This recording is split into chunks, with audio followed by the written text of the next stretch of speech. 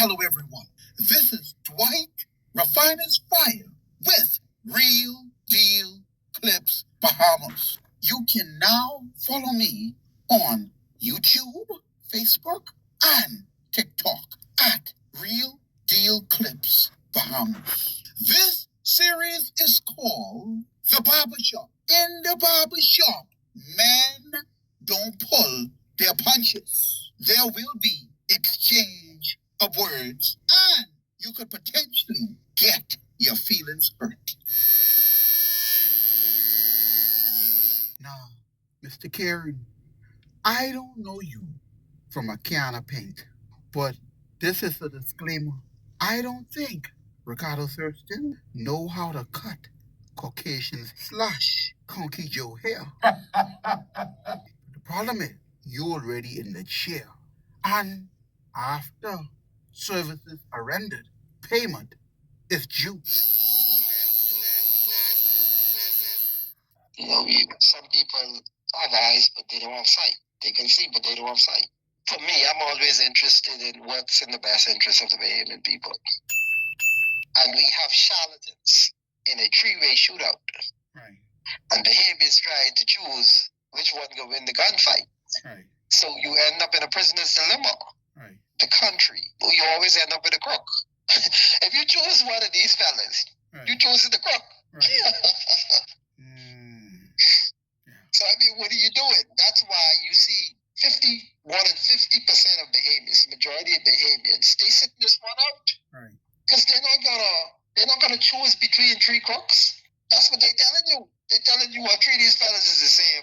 I need a different option. Right. So the majority of Bahamians have already figured out the game. Right. And it's all about the power of the pen, the legislation. Yeah, the legislative power. Yeah. And all I need is a pen to Yeah. make myself all the money in the world. Right. A pen on the right piece of paper, and you could make a lot of money. The ability to put words on paper and have the authority to sign off on it, that can make you extremely wealthy. Yeah. Oh, man. That's all it is. Yeah. You need the authority of the pen to sign off. Now, I know if you notice, though, man, you got Sabas in the race. You got Rick Foxy getting in the race. You got the guy from the Tribune, the CEO and owner of the Tribune, with all that legacy behind him. So he in the race. All these people coming out of the woodwork. Now, I'll tell you something crazy, right? So, so I've been on Steve McKinney's show, and we've done about 20-something shows over the span of close to 3 years. And I saw the guy, Robert Caron, who's now a candidate for the PLP in the Michael constituency. Right. And he laid out this platform for them to take over the weather services from the meteorological office in the Bahamas, primarily for planes entering into the Bahamas airspace that never actually come and land in the Bahamas. They just transiting through the Bahamas. They're traversing through the Bahamas airspace. But a part of the platform that Robert Caron laid out was to be able to charge these aircraft that fly through Bahamian airspace for polluting the airways while they are in Bahamian airspace. And a scenario where the Bahamas already have carbon sinks, right?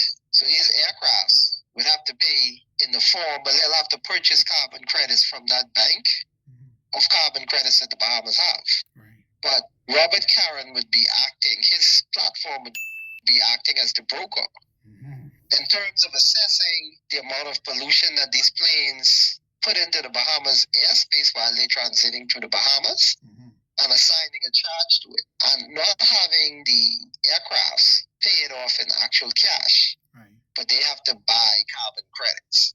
And it was interesting watching Steve McKinney interview, because they had two young men came and they explained the platform and all of that, right? Right. Obviously, I know about the platform they're laying out. And these are some guys who used to be CIA agents who now getting into the carbon credit industry. I forgot the name of the company, but they used to be in aerospace and all of that. That's their platform.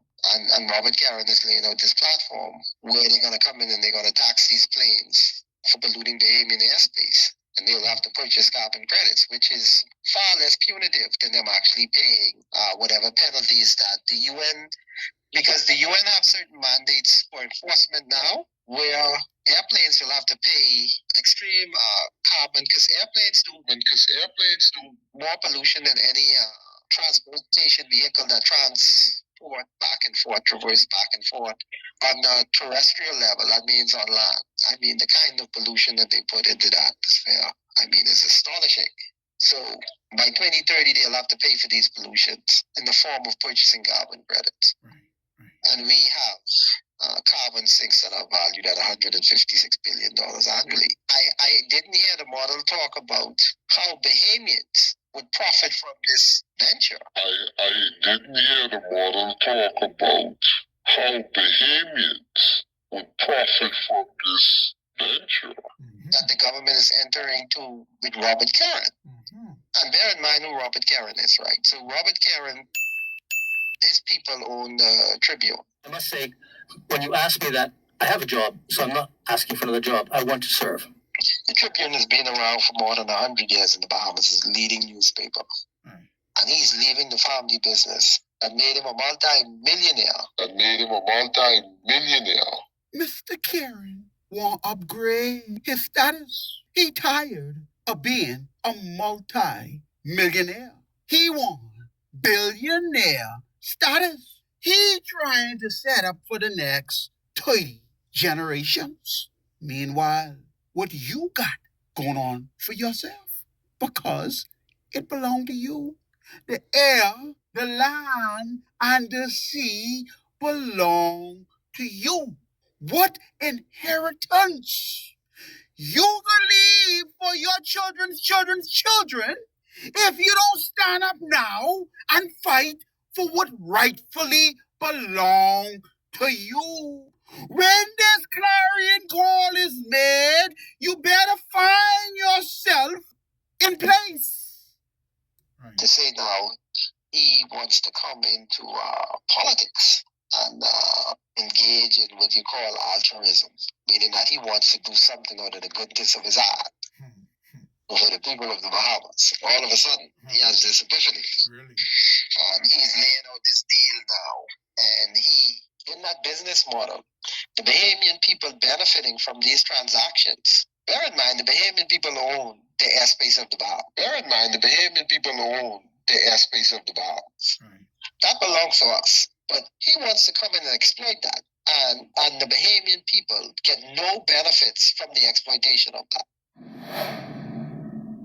But because I respect the man, I know that he is not a corrupt person. See, these are some things that I do know about him. He's not a corrupt person. Fair-minded, even-handed, and a brilliant fellow when it comes to trying to get things to happen for people.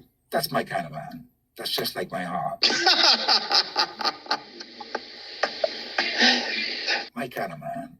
All right? Having said all that stuff that I just said just now, this is the man right here I'm talking about. His name is Robert Depuch Karen. Well, thank you so much. That's the first thing. I'm very proud of you. I'm happy to see that, and all in all, you've had two different sides of you come to me today. Now, this is Steve McKinney at his best. He had a whole show booked. The two fellas that came on prior in the first half, they working under Mr. Karen.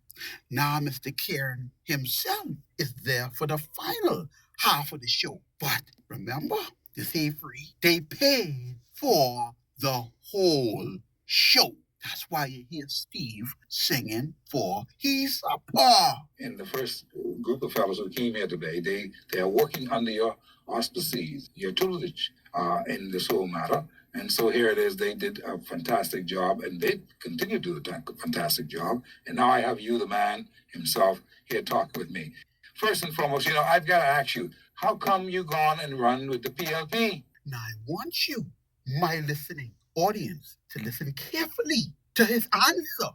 Steve asked him why he gone and run with the PLP. Remember now, Brave promised to strengthen the Sovereign Wealth Fund, and when he was given the opportunity, he repealed the Sovereign Wealth Fund that gave you and me ownership. He repealed that and come bring us this funny thing called National Investment Fund Bill. That's now an act. We don't have no ownership. So listen carefully now to what Mr. Karen could say, because he could tell you what in his heart. Let's see now if Mr. Karen agree with the policies of the Davis administration and if he believes they deserve another chance. That's an interesting question, but I think that...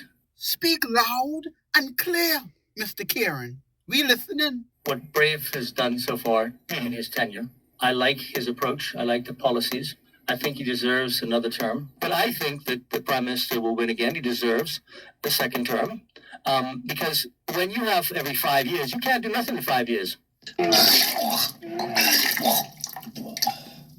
I don't want to be in cabinet. I told that. I only want to represent the people of my cal. I've made that very clear. You did that? Yes, I've made it very clear. That's interesting. And, well, you see, a cabinet minister has to take care of the whole Bahamas. Mm-hmm. I couldn't do that. And there's people much better capable. I just want to take care of my cal. And that's why I want to be a backbencher and make my contributions as I can and help the Prime Minister ensure his legacy. Y'all heard Mr. Karen say? Mr. Karen say he interested in being no cabinet minister. That's plenty work. You got to take care of the whole Bahamas. That man only concern is to make sure he get that contract to govern the carbon credits that need to be sold in reference to them airplanes passing through the Bahamas airspace. I tell you what he trying to set up for the next 20 generations. Say, he won't help the Prime Minister secure legacy. No, he won't help himself secure 20 generations of legacy for himself too. He just doing it in a roundabout type of way. Covert. That's what they call it. You've got three of you all right now. I called you all yesterday on the show. Triana. So here it is. You got yourself, Tribune. And then, of course, you've got Sabas. But he wants to come in and exploit that. And the Bahamian people get no benefits from the exploitation of that. Because the business model didn't lay out how Bahamians will directly benefit from this exploitation of aircrafts coming through Bahamian airspace and engaging in pollution while they are in Bahamian airspace. Well, them fellas today can create a bunch of jobs. That's what the fellas them say. So this venture that you're going to engage in with the airspace of the Bahamas will probably net you, let's say, $10 billion annually when it's fully monetized, right? And what the Bahamian people get out of it is a couple jobs. We own it, but we own it. Yeah. We own it. So the starting point should be, you don't have ownership unless you have 51%. Right. Let me break that down again for you. You don't have ownership of anything unless you own 51% of it. Right. So how could you say the Bahamian people own something and they're not involved in at least the least amount, 51%, in terms of the profits generated from the exploitation of our airspace? The Bahamian people should directly benefit 51%. Right. And higher. Right. But in this guy's business model, Robert Karen, the PLP nominee for the constituency of Michael, he lays out a business model to exploit the airspace in the Bahamas, the planes transiting through the Bahamas, back and forth through the Bahamas, and assessing a carbon tax to these polluters. And the funds that are generated from that enterprise, it's not a part of your business model to say how Bahamians will benefit from that. They're going in his pocket. So why are you doing it? Why are you doing it? Why are we doing these things if Bahamians aren't benefiting from it? What's the purpose of it? Because we do what we always do. And I'm not talking about Robert Karen. I'm talking about us as citizens. We act like we are undeserving of what we've been blessed with. And we mire in a stupor of ignorance. And we convince ourselves that, you know what, they deserve to have that, and let them do that because that's the way it's always been. Right. And we'll just continue to work hard and be the good field Negroes that we've always been. We will go there, we'll work hard, we'll sweat, and we'll work till we're 70. And then when we finally take a break, we'll die 2 years later. Right. Wow. And that's our story. Wow. Meanwhile, these same people live the life that they could only dream of. and everything that they can imagine they have at their whims because they have the resources to make it happen. And it ain't their resources. It's our resources. Yeah. But that's who we are as a people. And until we look in the mirror and address our shortcomings, right, as a people, we have some serious insecurities because we don't believe that we deserve anything. It ain't them, it's us. Bahamians don't believe that they deserve anything. They don't believe that they can live the life that these other people live. I don't know what's so different about these other people that they believe that these people should live the life and exploit their resources and ride on their backs and build their throne and their empire on the backs of your children and your children's children, and you think that's okay. That's the way it's supposed to be. Someone convince the majority of the Bahamians that, that's the way it should be, let them do that. And people are comfortable with this whole arrangement. This is deep. This is deep. Deep. I think, first of all, citizens of the Bahamas gotta forget their political party come together. Lord, I pray for that day to be. But there are so many young men and women who heads are stuck so far up their buttocks that they believe in their party. They get singing for supper. Understand now? I got you. But for those who say all you do is pray, some gotta pray, some gotta fight. I can pray and fight.